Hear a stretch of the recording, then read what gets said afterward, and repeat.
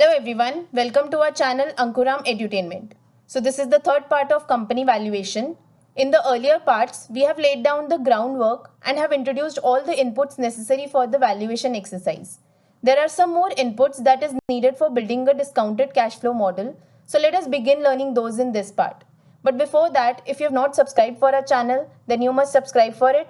And if you have not watched the earlier parts, then you must watch it so that you can understand the concepts explained in this part. The very first and very important step is to determine how far into the future we should project our cash flows. There are some modelers who use 5-year forecast period, but there are others who prefer to use 10-year forecast period, as these period gives precise valuation figures. But there is no such general rule of thumb that can be applied to all situations. However, there is a reasoning that can be applied to determine the forecast period. That is, if we are valuing an older company that is already established and matured, then we can use a shorter explicit forecast period, that is 5 years. On the other hand, a company that we are valuing is young and have a growing business that needs time to mature. It requires a longer explicit forecast period, that is 10 years. Now that we have described the initial 5 to 10 years, what do you think happens after this period? At the forecasted period, we make an assumption that the company has reached the maturity stage, where it has stable cash flows because the market is saturated and competitive. But the company is still valuable, right? Therefore, here we need to calculate company's terminal value, which is the value of a company beyond the forecast period. The reason we calculate terminal value is we assume that the company won't go bankrupt, and that's why we calculate its cash flows to infinity.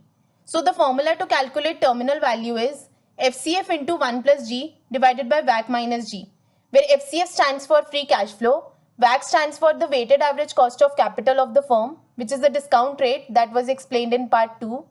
G is the long-term growth rate of the firm after the forecast period.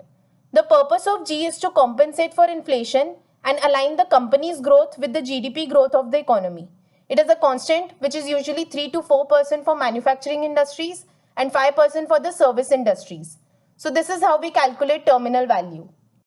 After projecting company's cash flows in the explicit forecast period and calculating the terminal value, and also after obtaining the WACC, now we need to apply this discount factor, that is WACC, to the cash flows that we have obtained and to the terminal value, which will give us their present value. So the formula to calculate present value is CF1 divided by 1 plus R raised to 1 plus CF2 divided by 1 plus R raised to 2 plus CF3 divided by 1 plus R raised to 3 and so on till N, where CF stands for cash flow for a period, R stands for the discount rate, that is WACC, and N stands for the number of periods that we require to forecast cash flows.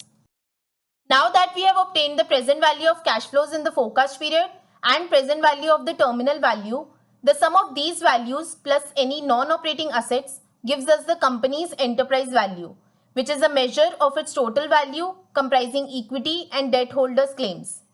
Now, if we are interested to obtain company's equity value, we need to subtract its financial liabilities and add its cash to the enterprise value, which will give us the firm's equity value.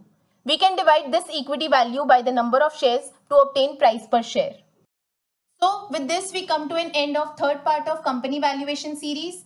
If you found this video informative and useful, please like, share, comment and subscribe.